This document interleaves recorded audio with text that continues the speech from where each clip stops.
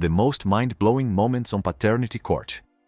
Desde dúvidas e negações a resultados surpreendentes de ADN, esta é uma viagem através de relações complexas e da procura da verdade. Vamos explorar os momentos mais alucinantes que se desenrolaram na sala do tribunal. O Sr. Pickett está à procura de respostas para uma questão de paternidade que o tem perturbado.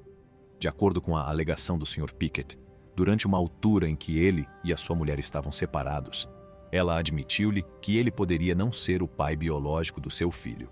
Em resposta, ele tomou medidas legais para solicitar um teste de paternidade, na esperança de determinar se ele é de fato o pai biológico do seu filho. Pensa-se que tanto o Sr. Pickett como a sua mulher estiveram envolvidos em infidelidade. A situação começou durante umas férias em que o Sr. Pickett e a sua mulher estavam separados.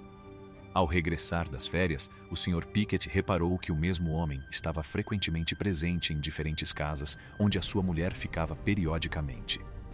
Ele presumiu que a sua separação significava que não devia preocupar-se. No entanto, a sua mulher informou-o mais tarde de que estava grávida, o que levou o Sr. Pickett a ficar desconfiado devido à presença do outro homem.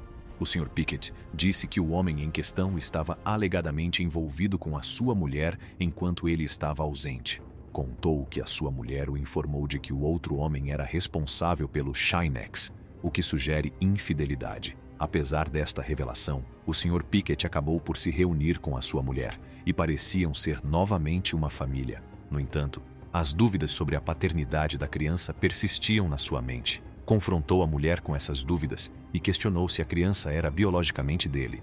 Expressou o seu amor por ela e a sua vontade de ser pai, independentemente das circunstâncias. Eventualmente, a SRA. Pickett admitiu as dúvidas válidas do Sr. Pickett e confessou a sua infidelidade, que tinha ocorrido cerca de 3 anos antes, durante as férias prolongadas. A sua confissão também coincidiu com o nascimento do filho, que ocorreu 3 semanas antes do previsto, alimentando ainda mais as suspeitas do Sr. Pickett. Durante o julgamento, a situação tornou-se mais complexa. Foi revelado que o comportamento controlador e intimidatório do Sr. Pickett tinha afetado a sua relação. A SRA. Pickett não conseguia passar tempo com os amigos ou a família sem que ele quisesse saber todos os pormenores das suas atividades.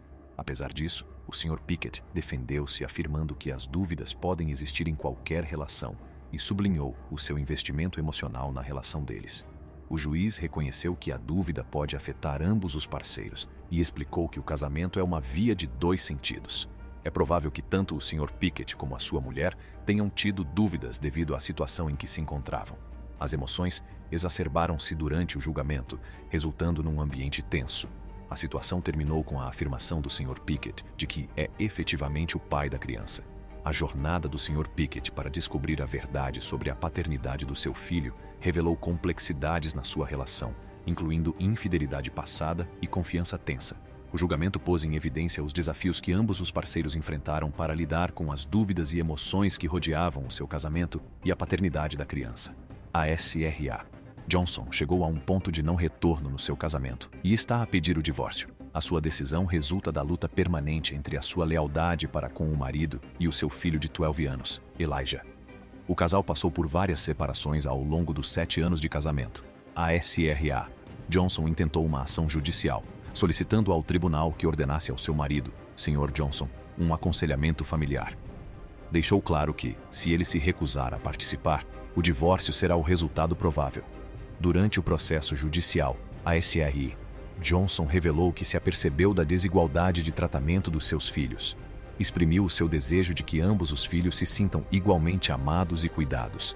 Deu exemplos de favoritismo, como o facto de o marido participar em atividades com um filho e não com o outro. Além disso, partilhou um incidente em que o marido não compareceu na festa de aniversário de Elijah.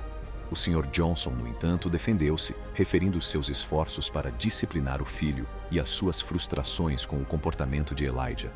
Argumentou que se deparou com resistência e desrespeito, o que levou a conflitos domésticos. Enfrentaram para lidar com as dúvidas e emoções que rodeavam o seu casamento e a paternidade da criança.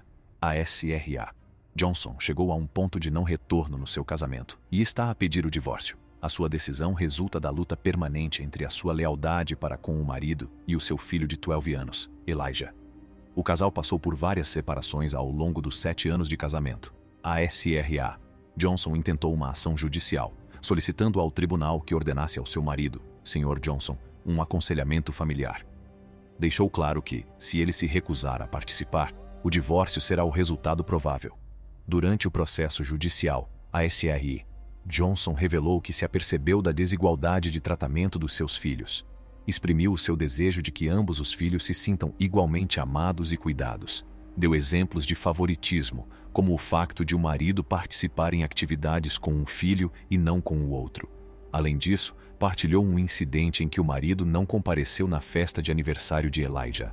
O Sr. Johnson, no entanto, defendeu-se, referindo seus esforços para disciplinar o filho e as suas frustrações com o comportamento de Elijah. Argumentou que se deparou com resistência e desrespeito, o que levou a conflitos domésticos. Sublinhou que estava a tentar ensinar a Elias responsabilidade e respeito através das tarefas domésticas e da limpeza. Para esclarecer a perspectiva de Elias à SIA, Johnson apresentou uma carta escrita pelo filho, na qual este expressava a sua forte aversão ao Sr. Johnson e o seu desejo de separação. A carta de Elijah indicava uma relação tensa com o padrasto e a sua esperança de um ambiente mais feliz sem ele. No meio das tensões, o tribunal ouviu os depoimentos de ambas as partes, incluindo a testemunha da SRA, Johnson e a mãe do Sr. Johnson. A testemunha salientou a necessidade de estabelecer limites e fronteiras para as crianças e sugeriu que a SRA, Johnson, tentava frequentemente agradar a toda a gente, o que complicava a situação. O juiz reconheceu que os problemas conjugais do casal estavam interligados com desafios parentais, estresse financeiro e problemas profissionais. Estes problemas estavam a afetar negativamente os seus filhos, em especial Elijah. O juiz propôs aulas de educação parental e de gestão da raiva para ambos os pais, a fim de resolver os seus conflitos e melhorar a sua comunicação. Por fim, tanto a SRA, Johnson como o Sr. Johnson concordaram em tomar as medidas necessárias para salvar o seu casamento. Consentiram em frequentar cursos de gestão da raiva e de educação parental, mostrando a sua vontade de resolver os seus problemas e de criar uma dinâmica familiar mais saudável. O pedido de divórcio foi posto de lado, e a atenção passou a centrar-se no restabelecimento da sua relação e na criação de um ambiente melhor para os seus filhos. O Sr. Hicks está numa luta legal para provar que é o pai do seu filho, mas a sua mulher não concorda. Estão a fazer um teste para ter a certeza. Ele tem estado ao lado da criança desde o nascimento. Até assinou a certidão de nascimento. Ele está muito surpreendido e triste pelo fato de a mulher não achar que ele é o pai. Tem a certeza de que a criança é dele, porque a conceberam durante o casamento. Mantém-se fiel à sua convicção, apesar de a mulher discordar. Ele diz que a criança se parece com ele, mas a mulher diz o contrário, o que o deixa frustrado. As coisas pioram quando a mulher fala do seu passado. Ela estava grávida quando se casaram e acha que ele sabia. Ela diz que ele a pediu em casamento porque não queria assumir a responsabilidade pelo filho de outra pessoa. Ela insinua que ele a pediu em casamento quando ela estava grávida do filho de outro homem. O outro homem, que estava com a mulher quando o Sr. Hicks não estava presente, também pensa que é o pai. Fala sobre a importância de estar presente para a criança e partilha as suas ideias sobre ser pai. Isto torna o tribunal tenso. A irmã do Sr. Hicks também intervém, causando mais tensão. A outra mulher envolvida conta então a sua versão. Ela sabia que a mulher do Sr. Hicks era casada, mas pensava que estavam separados.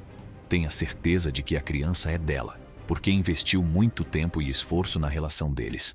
As emoções estão ao rubro quando as pessoas partilham os seus sentimentos no tribunal. Os resultados dos testes são revelados e, surpreendentemente, mostram que o Sr. Hicks não é o pai. Isto é um grande choque, porque ele tinha tanta certeza. O drama do tribunal desenrola-se à medida que as provas põem em causa aquilo em que o Sr. Hicks acreditava.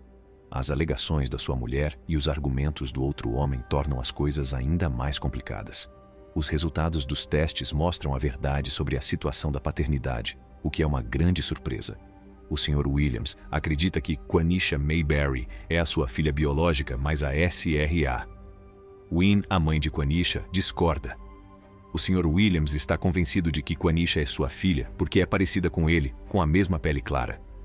Tem a certeza disso desde que a viu pela primeira vez. Espera que um teste de paternidade possa confirmar esta convicção após 35 anos de incerteza. Durante o processo judicial, O Sr. Williams referiu que tem a certeza de que Quanisha é sua filha devido à semelhança física. Ele viu-a cerca de uma semana depois de ela ter nascido e achou-a parecida com ele. A SAA, Wynne, no entanto, argumenta que a aparência física não é suficiente para provar a filiação, uma vez que a cor da pele e a aparência podem ser enganadoras. A SAA, Wynne não se lembra de ter tido uma relação romântica com o Sr. Williams, apesar de ele afirmar que tiveram. Ela diz que o facto de não se lembrar não prova a alegação dele. O Sr. Williams lembra-se de que a mãe de Quanisha não se importava que ele passasse tempo com Quanisha quando ela era bebê, mas a SRA, Wynne, explica que se afastaram quando ela se mudou para o Louisiana. Quanisha Mayberry, a pessoa que está no centro da disputa, não acredita que o Sr. Williams seja o seu pai. Ela não sente uma ligação com ele, tendo-o visto apenas algumas vezes. Também não se acha parecida com ele. Surpreendentemente, os resultados do teste de paternidade mostram que o Sr. Williams não é o pai biológico de Quanisha. Esta notícia é uma desilusão para ele, depois de ter acreditado durante tanto tempo que era o pai dela. Os resultados concordam com a perspectiva da SRA, Wynne, de que a afirmação do Sr. Williams não era verdadeira. No final, a situação mostra como as relações familiares podem ser complicadas, a importância das provas de ADN para determinar a filiação e como se deve ter em conta mais do que apenas a aparência para estabelecer ligações biológicas. Partilhe a sua opinião na secção de comentários abaixo e subscreva o nosso canal para mais vídeos deste tipo.